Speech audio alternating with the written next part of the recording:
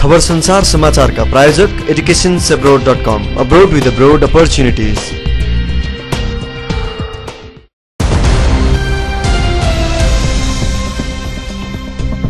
सूचनाको आधार खबर संसारको समाचार। राजधानीका विभिन्न क्षेत्रहरूबाट अपहरण गरी फिरौती रकम असुल गर्ने गिरोहहरूलाई प्रहरीले पक्राउ गरी सार्वजनिक गरेको छ। महानगरीय प्रहरी अपराध महाशाखाले आज राजधानीमा पत्रकार सम्मेलन गरी ती 5 अपहरणकारीहरूलाई सार्वजनिक गरेको हो। पक्राउ परेमा भारत मुम्बईका उदय सेठी, सर्लाहीका प्रहलाद महत, विकास कार्की, लमजुङका तसे गुरुङ, पाल्पाका विष्णु जीसी छन् भने सर्लाहीका कुमार बुढाथोकी, रौतहटका विनोद कार्की लगायतका 5 जना भनी फरार छन्। यी अपहरणकारीहरूले सामखोसीका निरज कक्षपति र बालाजुका बाबुराजा रावलको अपहरण गरी फिरौती असुलीको क्रममा प्रहरीले पक्राउ गरेको हो।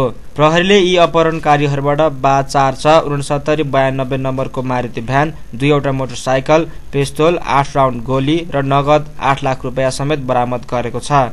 सुमन थापा, खबरसंसार.com। सूचनाको आधार खबर संसारको समाचार।